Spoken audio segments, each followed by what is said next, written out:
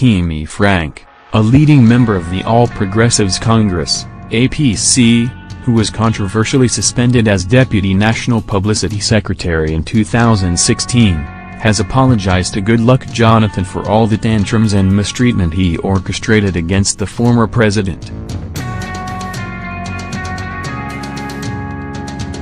According to Frank, who now belongs to the NPDP bloc of the ruling APC, the change that was clamored for in 2015 is not what the country got from President Muhammadu Buhari.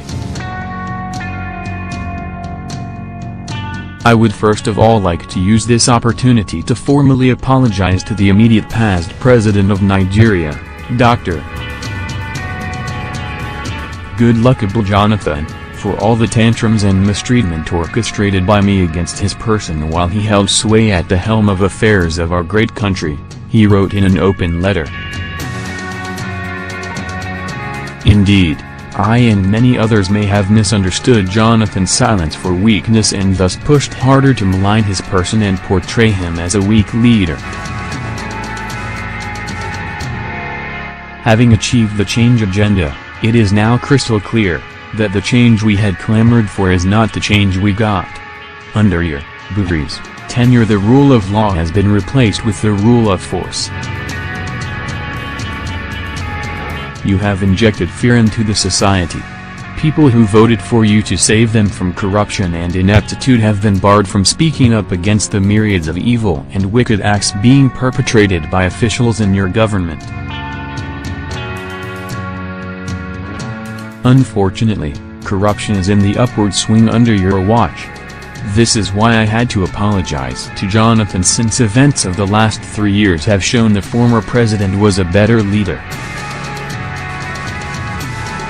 People freely expressed themselves under Jonathan's administration without fear of being branded cultists, sponsors, gun runners or aiding murderers.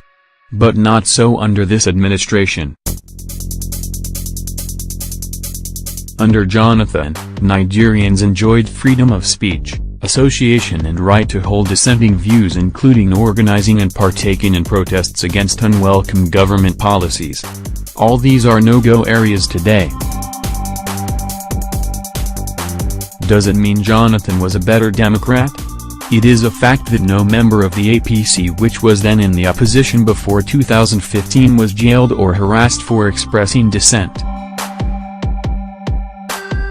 Frank suggested that Ibrahim El-Zakzaky, leader of the Shia Islamic sect, and Samdo Dasuki, former National Security Advisor, NSA, would be in detention had Jonathan been in power.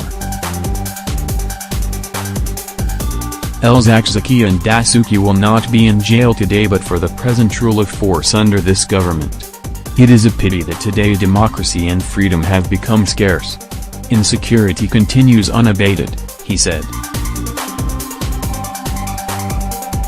Killings take place on a daily basis across the country, either by kidnappers, Boko Haram insurgents, herdsmen, and other criminal elements having a free rein around the country.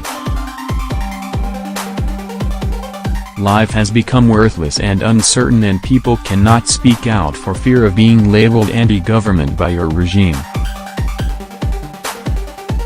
Besides, instead of heeding the wise counsel of leaders like Obasanjo, IBB, Tai, Danjuma, General Gowon, and religious leaders like Bukar and Oyedepo, you have again declared to seek re-election as president.